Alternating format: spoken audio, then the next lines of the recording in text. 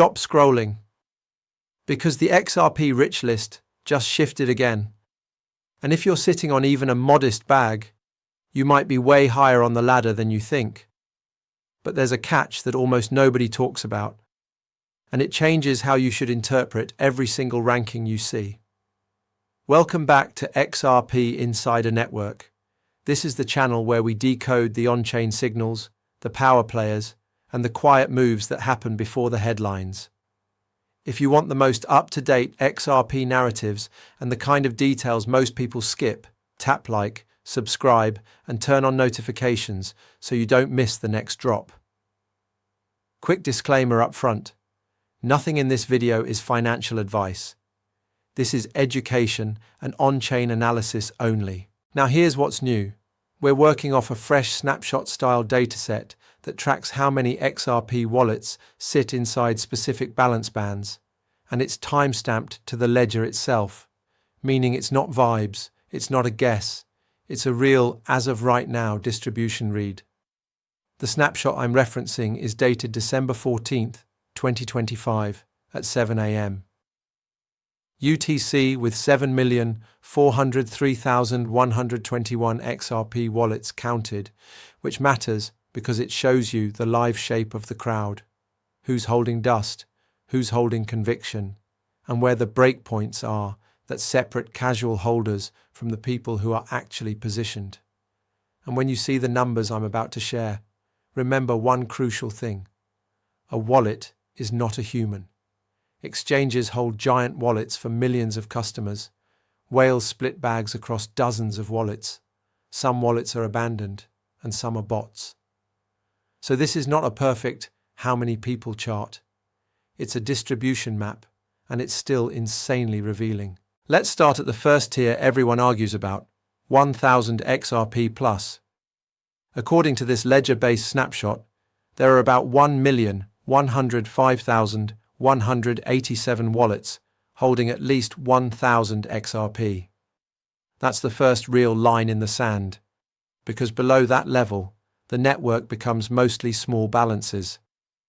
In fact, the same snapshot shows roughly 3,501,058 wallets sitting in the 0 to 20 XRP range, and another 2,541,588 wallets in the 20 to 500 XRP band, plus 255,288 wallets between 500 and 1,000. So when you cross 1,000 XRP, you're stepping out of the tiny balance majority and into a smaller club. Next tier, 5,000 XRP plus. That number drops hard. The data implies around 504,360 wallets have 5,000 XRP or more. That means roughly 500,000 wallets are at 5K plus, out of more than 7.4 million total wallets in the snapshot. Then we hit the tier that creates the most online obsession, 10,000 XRP plus. Here's the updated number. About 325,240 wallets hold 10,000 XRP or more. Say that again slowly. 325,000 wallets. That's not 325,000 people, but it is 325,000 on-ledger addresses positioned above a level many consider a major accumulation milestone. Now let's widen the lens and talk about what these tiers mean in ranking terms, because the top percent talk is where the psychology really kicks in. The same snapshot includes percentage thresholds, what balance you need to be in the top 10%, 5%, 4%, 3%, and so on. It shows the top 10% threshold at about 2,314 XRP, the top 5% threshold around 8,010 XRP, the top 4% threshold around 10,294 XRP, and the top 3% threshold around 15,010 XRP. So if you're around 10,000 XRP, the ledger math suggests you're hovering right around that top approximately 4% neighborhood by wallet count, give or take. And notice what that means. The top 10% is not some insane number. According to this snapshot, It's a couple thousand XRP, not hundreds of thousands. That's the part people miss, because they look at the whales and assume everyone else must be massive too. But the distribution says most wallets are tiny, and that's why these thresholds aren't as high as the internet makes them sound. Now let's go further up the ladder, because this is where things get spicy, and this is where the insider energy starts to creep in. The 25,000 XRP plus tier, meaning any wallet holding 25,000 or more, comes in at about 142,110 wallets. That's already a dramatic step down from 10K plus. Then 50,000 XRP plus drops to about 72,229 wallets. That's the level where a lot of holders start thinking less like tourists and more like long-haul positioning, because you don't accidentally end up with 50K XRP in a wallet. Then there's the psychological six-figure XRP tier, 100,000 XRP plus. The snapshot implies about 32,440 wallets holding 100,000 or more. 32,000. Again, not people, not unique owners, wallets, but still, it's a small club. And here's where the interpretation game becomes everything.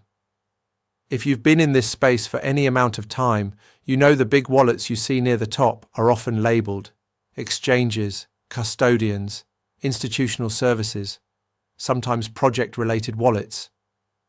That's why the Rich List can be misleading if you use it as a flex chart.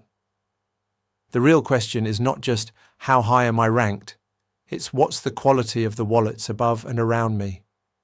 Because if a huge portion of the top wallets are exchange aggregation wallets, then the distribution is even more retail heavy than it appears, and many smaller wallets represent real individual holders. At the same time, whales and sophisticated players often split across multiple wallets, so the number of whale wallets can understate concentration if a single entity uses dozens or hundreds of addresses. So when we say 32,440 wallets have 100K plus, the real count of unique controllers could be smaller. And that matters because it hints at something uncomfortable.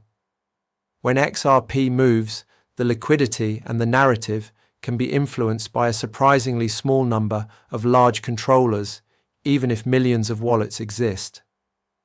Now, if you want to understand where the true whales start, check this. 500,000 XRP plus cites around 4,039 wallets. That's the club where wallets become meaningfully rare. From there, 1 million XRP plus is about 2,036 wallets. 2,000 wallets.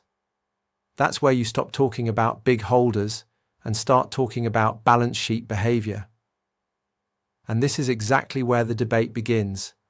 Are we looking at early adopters who never sold, institutions quietly building positions, custodians, market makers, or a blend of all of them? Because depending on the answer, the implications are wildly different. If it's mostly exchanges and custodians, then the top is just pooled customer funds. If it's mostly private whales, then the market has an entirely different risk profile, because whale behavior becomes more decisive.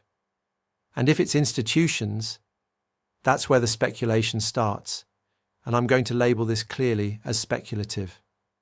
There's a scenario where the upper tiers are slowly being engineered into a more professional distribution, meaning fewer impulsive sellers, more entities that treat XRP like strategic liquidity infrastructure instead of a meme trade. That theory is not proven, but here's why people believe it. The XRP ledger is old, battle-tested, and still moving value globally at high speed. And as regulated stablecoin and tokenization narratives have expanded, the incentive to hold XRPL native liquidity has grown in certain circles. The distribution bands themselves don't prove intent, but they show the shape of participation, and the shape is what smart money watches. Before we go even higher into the mega whale tiers, do me a favor. If you're still watching right now, hit like and comment your personal target tier. 1K, 10K, 50K, 100K, whatever, because I want to see where this community is actually positioned, and it helps the video reach more XRP holders who need this data. Now let's talk about the stratosphere, because these numbers are where most people's brains short-circuit. Above 5 million XRP, the snapshot shows about 643 wallets. Above 10 million XRP, it's about 506 wallets. Above 20 million XRP, about 325 wallets. And at 100 million XRP plus, only about 92 wallets. If you go to 500 million XRP plus, it's around 26 wallets. And at 1 billion XRP plus, it's just 6 wallets. Those are the mountain peaks. And yes, many of those are likely to be major infrastructure wallets, exchange cold wallets, project-linked wallets, custody providers, entities that are not a single person with a hardware wallet flexing on Twitter. But the takeaway isn't, wow, I'll never be there. The takeaway is, the market's supply and perception can be shaped by a tiny number of ultra-heavy wallets, while the middle class of holders, 1,000, 5,000, 10,000, 25K, 50K, creates the emotional volatility. That middle band panics, FOMOs, sells rips, buys dips, and fuels the narrative wars. So if you're in that band, your real advantage is not that you're early, it's that you can choose not to behave like the crowd. Now, there's a second layer to the updated Rich List conversation that almost nobody wants to admit.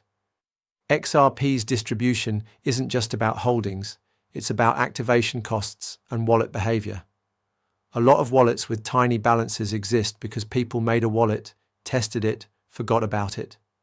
Some wallets hold tiny amounts because of trustline behavior, airdrop farming, or dust. So when you see millions of wallets below 500 XRP, you're looking at a massive ocean of low-conviction, low-attention addresses. That's why breaking above 1,000 XRP is more meaningful than it sounds. It usually indicates someone who intentionally accumulated beyond testing. But it still doesn't mean they're rich. It means they're serious enough to stick around. And that sets us up for the real ranking story. The ladder isn't just a flex, it's a map of conviction. So in the next part, I'm going to give you a clean, narrative ranking ladder from 1,000 to 10,000 to 100,000 and beyond. Then I'm going to tell you the uncomfortable truth about why these tiers might suddenly matter a lot more if XRP enters a new liquidity phase. And I'll also cover the strongest counter-argument so we don't get hypnotized by hopium. Here's the ladder, clean and simple, using this ledger-stamped snapshot as the baseline. The moment you cross 1,000 XRP, you're joining roughly 1.105 million wallets that have at least that much. At 5,000 XRP plus, you're in a smaller zone at about 4,360 wallets. At 10,000 XRP plus, you're around 325,240 wallets. At 25,000 XRP plus, it compresses to about 142,110 wallets. At 50,000 XRP plus, it's around 72,229 wallets. At 100,000 XRP plus, it's about 32,440 wallets. At 500,000 XRP plus, roughly 4,039 wallets. At 1 million XRP plus, about 2,036 wallets. Then the air gets thin. 5 million XRP plus at about 643 wallets. 10 million XRP plus at 506 wallets. 20 million XRP plus at 325 wallets. 100 million XRP plus at 92 wallets. 500 million XRP plus at 26 wallets. And 1 billion XRP plus at 6 wallets. That's the ranking spine. Now let's translate this into the what does it mean for me language, because this is where people either get empowered or get wrecked by unrealistic expectations. The ranking you should care about isn't, am I in the top 1%? It's how crowded is my tier, and how does supply behave when price moves? because tiers represent potential sell walls and potential demand zones. A huge cluster of wallets exists below 500 XRP. Another meaningful cluster exists between 1,000 and 5,000 XRP, over 600,827 wallets in that single band alone. That band is emotionally reactive because for many holders, a 2x or 3x move is life-changing in their own context, so they're more likely to take profits early. Then you have the 10,000 to 25,000 XRP band with 183,130 wallets, which is large enough to matter, but small enough that if narratives flip bullish, it can become a powerful diamond hands cohort. The 25,000 to 50,000 band is 69,881 wallets, and the 50,000 to 75,000 band is 28,574 wallets. And as you move upward, the crowd thins out, which means fewer potential sellers, but also fewer buyers at that scale. Now add the top percent lens. This snapshot suggests the top 10% by wallet count starts around 2,314 XRP, the top 5% around 8,010 XRP, the top 4% around 10,294 XRP, and the top 3% around 15,010 XRP. So when someone says 10k XRP is nothing, they're usually comparing you to exchange wallets, not to the actual distribution of ordinary wallets. But now we have to do the adult part of the conversation. Why does any of this matter going forward? Here's the bullish interpretation, and I'm going to keep it grounded. If XRP gets a sustained liquidity event, whether that's a macro-driven crypto cycle, a regulatory clarity moment, a major integration narrative, or simply a broad risk-on rally, the first thing that happens is not institutions buy your bags. The first thing that happens is the middle tiers start behaving differently. The 1K to 10K crowd starts posting screenshots and flexing. The 10K to 50K crowd starts calculating what-if numbers. The 50K to 100K crowd starts thinking in terms of legacy. And whales start managing liquidity, not emotions. In past market cycles across crypto, the biggest gains often come when the market suddenly reprices a narrative that has been ignored, and liquidity becomes a stampede. In a stampede, distribution tiers matter because they determine where supply appears. If a huge number of wallets have small to medium balances, many will sell into the first major pumps, creating choppy price action. That can be bullish long-term because it redistributes supply from weak hands to stronger hands, but it can also be brutal if you expect a straight line up. And here's where the insider leak vibe comes in. Again, labeled as speculative.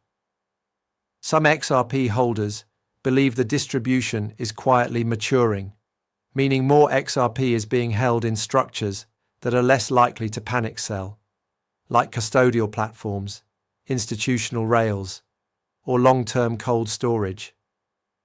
The distribution bands alone don't prove that, but the existence of only approximately 4,039 wallets above 500,000 XRP and approximately 2,036 above 1 million XRP suggests that truly massive self-custody positions are rare, or more likely, fragmented across many wallets to avoid attention. That fragmentation possibility is key. If big holders deliberately spread across addresses, the wallet count underestimates concentration, and that means whale influence could be larger than it looks. On the other hand, and this is the strongest counter-argument, and it's important, we also know that many of the top wallets are infrastructure, exchange cold wallets, custodians, and services that represent millions of retail users. If that's the dominant reality, then the scary whales control everything framing is overstated, and the distribution is actually a sign of broad participation, not centralized control. In that case, the rich list is less a power map and more a where the coins are parked map. And that changes the emotional impact. You might not be competing against a handful of villains. You might be looking at pooled balances that belong to the crowd itself.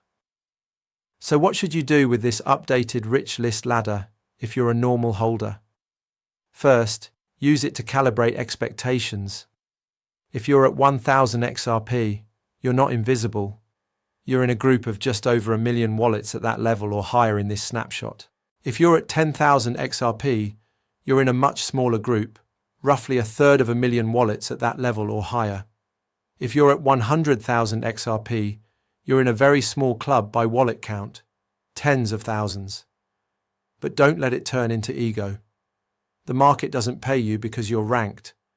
The market pays you when you manage risk, time, and emotions better than the average wallet in your tier. Second, watch the thresholds, not just the price. When narratives heat up, pay attention to how the top percent cutoffs drift. If the top 10% cutoff rises over time, that implies more accumulation in the lower middle tiers. If it falls, that implies distribution or wallet churn.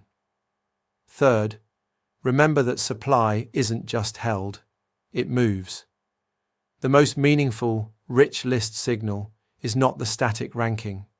It's sudden changes in high-tier wallet balances that suggest consolidation, distribution, or exchange flow behavior.